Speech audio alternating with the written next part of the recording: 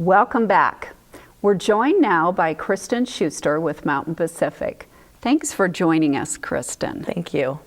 So we've heard from two providers about what's going on in their world related to this topic. Can you talk about some other things that are going on in the state and maybe even the national perspective? Yeah, absolutely. I'll start with national. So I think one of the big things is just bringing light to the topic.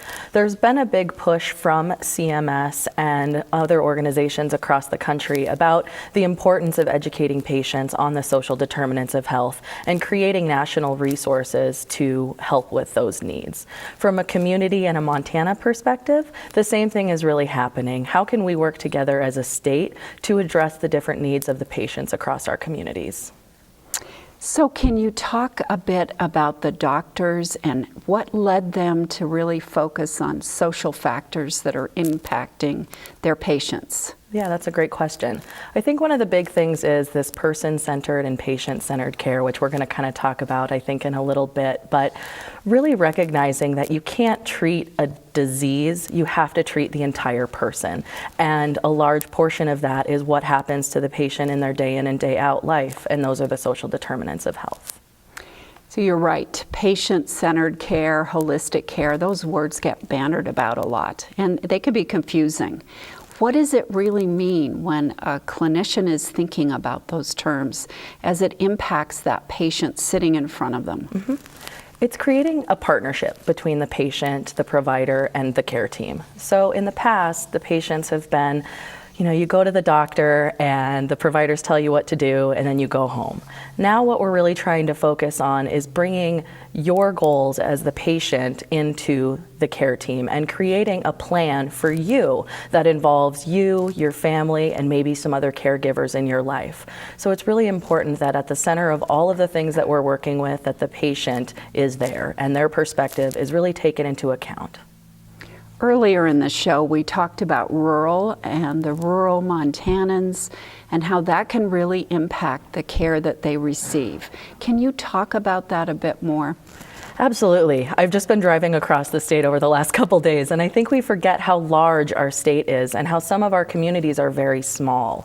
And within those small communities, they may not have some of the bigger resources like we have here, in Helena or Bozeman. So the providers in those communities sometimes have to get a little creative with the type of care that they're providing. If you don't have a social worker, if you don't have a pharmacist in that community to meet those needs, what can we do?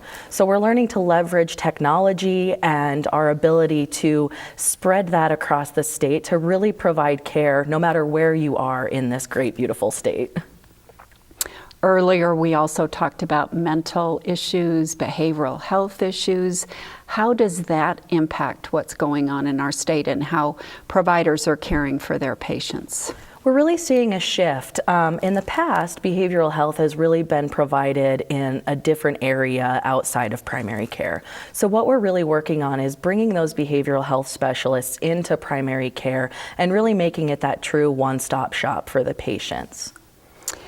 Do providers struggle more with screening patients for social determinants? Is that more difficult for them? I don't think the screening is necessarily the difficult part, but the identifying the resources that the patients need after the screening occurs is the hard part. So provider shortages and that kind of thing are something that we face across Montana. There's a stigma sometimes around patients and the fact that they might need some mental health services. What do we do about that?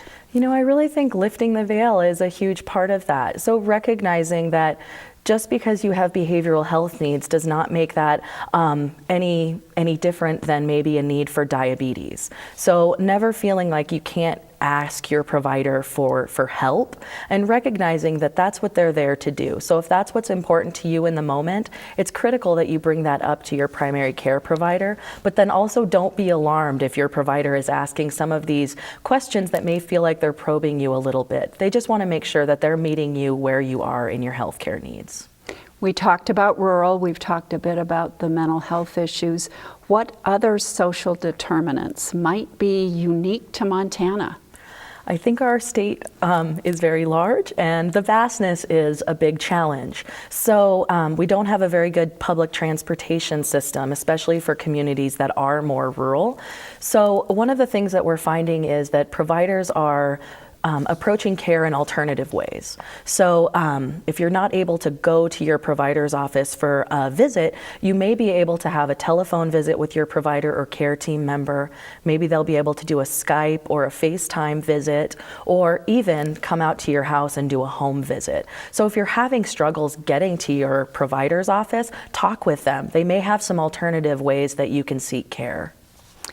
Are providers doing things to address these topics outside the clinic, for example, in the community? What are they doing in the community to help folks? I think that's a great question. And what providers are realizing is they can't just work in the silo of their own practice or their own hospital. These changes and these social determinants of health really have to be addressed community-wide. So a lot of this comes with working with community resources, churches, schools, different organizations within the communities, and also across the state to really address these needs. So providers are making it a priority to ensure that they have the resources either in the clinic or within the community to address the needs that the patients have. So in the minute that we have left, you've been doing this for a while, not terribly long. What major change have you seen in how practitioners are dealing with social determinants? I think just gathering resources. So, I go into practices and they've got tomes of resources that are available for the patients. What they need to do is screen the patients to make sure that they're really getting them what they need. So they've got the resources, they've got the plan. All they need is the patients to be an active participant. Thank you so much for that interesting information. And I would also like to thank Ben and Jocelyn. See you next week. In the meantime, stay fit, stay well, stay healthy for life, with Healthy Living for Life.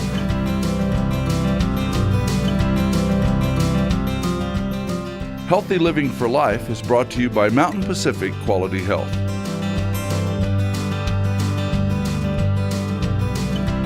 We'd love to hear from you. If you have suggestions for future programs, visit our website at mpqhf.org or call us at 406-443-4020. You can also catch us on YouTube by visiting our website and clicking on the YouTube icon. Special thanks to Fire Tower Coffee House and Roasters. Production facilities provided by Video Express Productions.